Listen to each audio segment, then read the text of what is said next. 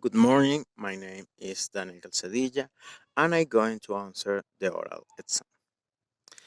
Question 1, right? Question 1. How did minstrelsy affect the US cultural landscape? What is minstrelsy? Minstrelsy was a musical theatrical genre, racist, typically American. Its most evident characteristic was the fact that it was always performed by white actors who painted their faces black to interpret songs and dances, where they imitated black in a comical way and with air of superiority, although its best moment was between 1814 and 900.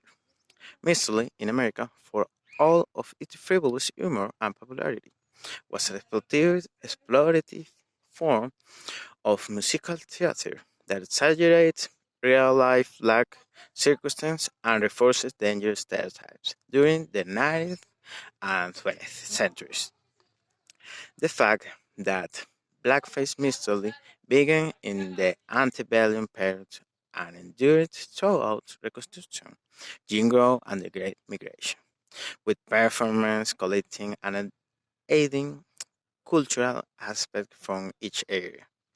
To their performance hits at the impact, popularity, and complexity of the minstrel show. White supremacy, for example, Ku Klux Klan, and the belief in black inferiority remaining at minstrel's base, even so the structure of the performance and subject discussed in the music varied over time.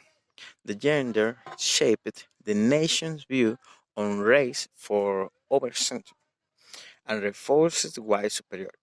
Well, after the abolition of slavery, while some today assume that mystery blackface has roots in the American South because of the gender focus on black degradation and slavery. Mystery was born and involved initially in the North. For this reason, it's evident that mystery changed the culture in US. Second question. In your opinion, is artist talent innate or learned, right? Right. To answer this question, I would like to speak from a scientific, especially psychological point of view, right? Well, so let's talk a little bit about history and science because in the 20th, after Watson's retiring from the world of academic psychology, psychologists, particularly behaviorists, were eager to propose new theories of learning different from those already proposed by classical conditioning. The most important among these new theories was the of operant conditioning proposed by Borges Frederick Skinner, more commonly known as B.F. Skinner. Skinner based, based his theory on the simple reflection that observable behavior was more feasible to study than internal mental processes which were not observable. B.F. Skinner was famous for his pioneering research in the field of learning and behavior.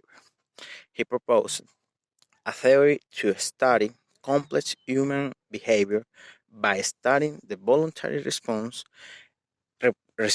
exhibited by the organism when placed in a controlled environment. And he demonstrated that behaviors are learned and not innate, as one might come to believe. And for this reason, I can conclude that the talent artist is learned and not innate. Thank you and goodbye.